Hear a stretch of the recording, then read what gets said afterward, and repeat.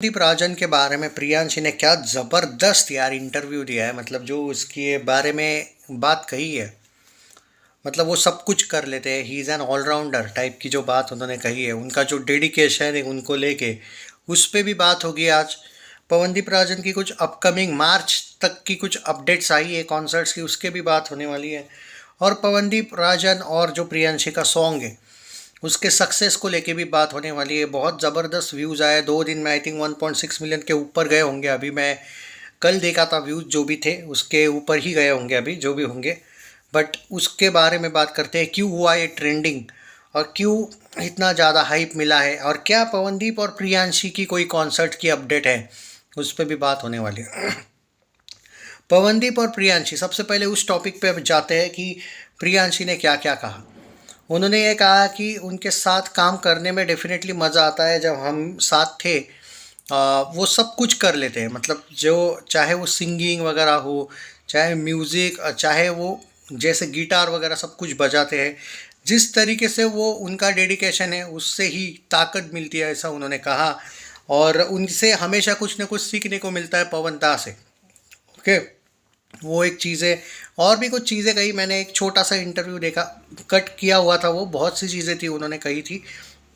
दूसरी बात इम्पोर्टेंट ये है कि क्या पवनदीप राजन की जो अब कॉन्सर्ट्स आने वाले हैं उसका मार्च तक का क्या हिसाब किताब है, वो आगे कंटिन्यू करता हूँ मैं। पहले इस सॉन्ग को लेके बात करते हैं कि क्यों हुआ है इतना ट्रेंड। दोस्तों क्या हुआ था, पवनदीप बीच में कुछ जो 2-3 सॉन्ग्स थे या फिर 1-2 सॉन्ग्स भी बीच बीच में आपने देखा होगा, वो उस टाइप के सॉन्ग्स कर रहे थे। मतलब फॉर एग्ज़ाम्पल हम कहते हैं ना कि रीजनल सॉन्ग्स, और ऐसे सॉन्ग्स को लोग मिस कर रहे थे। पर्टिकुलरली हिंदी सॉन्ग जो होते हैं उसको पवनदीप राजन की वॉइस में लोग मिस कर रहे थे, तो पूरा का पूरा प्यार लोगों ने इस सॉन्ग को दे दिया, जो मेरा कहना है कि बहुत अच्छा किया और ज़रूरी भी था। और बहुत दिनों से ऐसा कोई पवनदीप राजन का एक वो वाला एक एंगल, वैसा सॉन्ग नहीं आया था कि भाई लोग एकदम ऐसे टूट पड़े, मज़ा आ जाए। तो लोग पूरे के पूरे इस सॉन्ग पे एकदम अचानक से कह सकते हो, या फिर ओवरऑल फैंस ने भी अच्छा खासा सपोर्ट किया और टूट पड़े। हाँ, यहाँ पे आपको क्रेडिट उस लड़की को भी देना पड़ेगा, जिस तरीके से उसने गाया है, super smart, fantastic. And seriously बोला जाए तो वो सॉन्ग का जो सक्सेस है, लोग एकदम भाई लोग चाहते थे कि पवनदीप राजन का कोई एक ऐसा आउटस्टैंडिंग सॉन्ग आए कि। और एक बात ज़रूर कहूँगा, ये जो रमीश सोहेल वगैरह, इनको भी क्रेडिट देना पड़ेगा भाई। इन्होंने बहुत ज़बरदस्त तरीके से ये मैटर हैंडल किया, इनको हाइप देना वगैरह सॉन्ग को, उनकी टीम ने भी। तो कभी कभी आपको थोड़ा सा आउट ऑफ बॉक्स जाके भी करना पड़ता है कुछ सॉन्ग का प्रमोशन।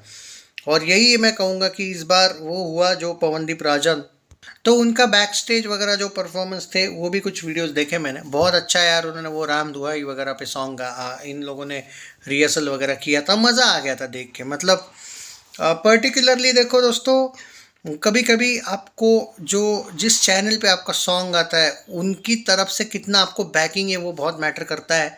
वो यहाँ पे मिला पवनदीप राजन को, एक रिस्पेक्ट मिली कह सकते हैं। और जो अभी रिसेंटली अभी बात करूँ मैं थोड़ा सा, वो कॉन्सर्ट पे आता हूँ मैं, जो मैं बोला हूँ। देखो जनवरी से लेके मार्च तक की अगर बात करें दोस्तों, तो विली चॉकलेट के साथ पवनदीप राजन अच्छे खासे कॉन्सर्ट्स के साथ आ रहे हैं। But there are some 3 to 4 concerts जो है जनवरी से लेके मार्च तक, वो बड़े लेवल पे उनके कॉन्सर्ट्स है जिसको पवनदीप राजन और विली चॉकलेट नहीं कर रहे स्पॉन्सर, मतलब स्पेशली विली चॉकलेट ऑर्गेनाइज नहीं कर रहे हैं। सो 3 से 4 कॉन्सर्ट्स बहुत इंपॉर्टेंट है जो जनवरी से लेके मार्च में आने वाले हैं विदाउट विली। और बाकी विली चॉकलेट के साथ ही उनके कॉन्सर्ट्स हैं। मैं क्रॉस चेक कर रहा था कि क्या पवनदीप राजन ने विली चॉकलेट के साथ कोई ज़्यादा चेंज वाला डील किया है क्या, ऐसा नहीं लग रहा है मुझे उनके कॉन्सर्ट लिस्ट देखने के बाद, नहीं लग रहा है। क्योंकि वो ऑलमोस्ट उनका हर कॉन्सर्ट अभी भी विली चॉकलेट के साथ है। तो वो न्यूज़ थोड़ा सा आप कह सकते हो कि पवनदीप राजन ने शायद कोई ऐसा डील नहीं किया, या फिर विली चॉकलेट ने वापस अपना दिमाग लगा के उनको मना लिया कि भाई आप आपके हिसाब से करो, लेकिन हमारा बॉन्ड चेंज मत करो। तो आई थिंक भूले हैं भाई पवनदीप राजन बॉन्ड चेंज। देखो इतने कॉन्सर्ट के बाद नहीं कह सकता हूँ मैं कि इन लोगों ने कोई बॉन्ड चेंज किया होगा। इनके कुल मिला के शायद जनवरी में ही कुछ 10 कॉन्सर्ट का कॉन्ट्रैक्ट है। हाँ, शायद सिर्फ जनवरी की बात करें तो उसमें से कुछ न्यू ईयर वाले भी कॉन्सर्ट से, कुछ तो कुछ पुराना डील भी हो सकता है। लेकिन फरवरी में भी अच्छे खासे कॉन्सर्ट्स है और मार्च में भी, यानी कि जनवरी से लेके मार्च तक तो भाई अगले साल Pawandeep Rajan is so busy. And उसमें one of the big reason है विली चॉकलेट भी बिजी है, आई मीन पवनदीप राजन के साथ बिजी है वो।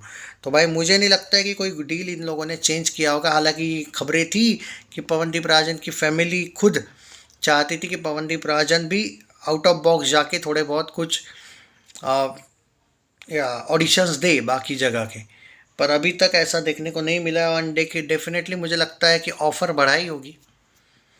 और या मुझे पर्टिकुलरली लगता है कि पवनदीप राजन ने अगले साल के लिए अपनी फ़ीस थोड़ी तो बढ़ाई होगी।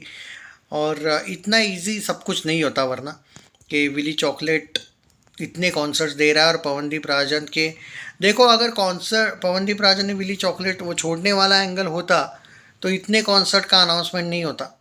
ओके, तो ये थोड़ा सा मुझे लग रहा है कि हो गया समझौता, विली चॉकलेट ने मना लिया भाई। अब आप मुझसे ये पूछोगे कि ये पवनदीप राजन के लिए फ़ायदेमंद है या नहीं। देखो फ़ायदा तो है ही, उसको लॉस तो कुछ नहीं है। But if we talk about the Bollywood, but जैसा कि मैंने सुना है कि पवनदीप राजन ने उनसे ये भी डील किया था कि टी सीरीज़ और जी म्यूज़िक कंपनी या बाकी जगह पे कहीं पे ऑफ़र आता है तो मैं भाई अब आज़ाद हूँ, पहले नहीं था।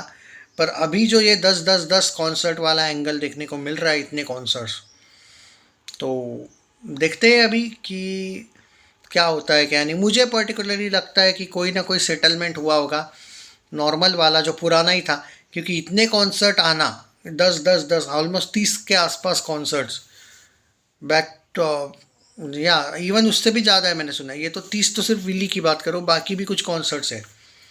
तो ये आना विली चॉकलेट के साथ इतने कॉन्सर्ट्स, मतलब डील शायद कुछ चेंज नहीं हुआ होगा, मे भी पैसा वैसा बढ़ाया होगा विली चॉकलेट ने। तो हाँ, इकोनॉमिकली फ़ायदा है पवन को, पैसों के हिसाब से सोचे तो बॉलीवुड वाला एंगल थोड़ा सा नहीं है उसमें फ़ायदा। बट चलो जो भी है, मेरा काम है भाई आपको जो रियलिटी है वो बता देना। जो कितने भी क्या है, आपको ये यूट्यूबर्स कुछ ना कुछ बाकी चीज़ें ज़रूर बताते होंगे, लेकिन बॉन्ड को लेके कोई नहीं बताता है कि किसके साथ कौन सा डील है। होना चाहिए। और मैंने आपको, मुझे याद है पुराने चैनल पे जब मैं पवन की वीडियोस बनाता था, तब मैंने बोला था आपको कि याद रखना, ऑक्टोपस छोड़ेगा बंदा। ऑक्टोपस, जब उस टाइम पे किसी ने ये सोचा भी नहीं होगा कि ऑक्टोपस छोड़ेगा बंदा, ऑक्टोपस एंटरटेनमेंट, उसी टाइम पे मैं बोला था कि जो अंदर की डील है वो कुछ और है, दोनों कंफर्टेबल नहीं है। अरुणिता उस टाइम पे कंफर्टेबल नहीं थी, तो ये भी छोड़ देगा देख लेना। तो इसने भी छोड़ दिया भाई।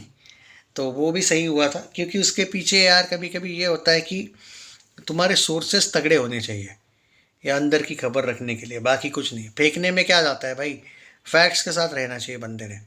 चैनल सब्सक्राइब नहीं किया है तो कर लीजिए।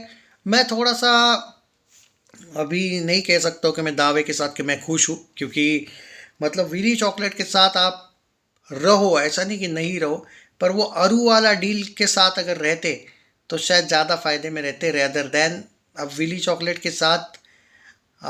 अपॉर्चुनिटीज़ बॉलीवुड की कम है, बस मेरा ये पॉइंट है।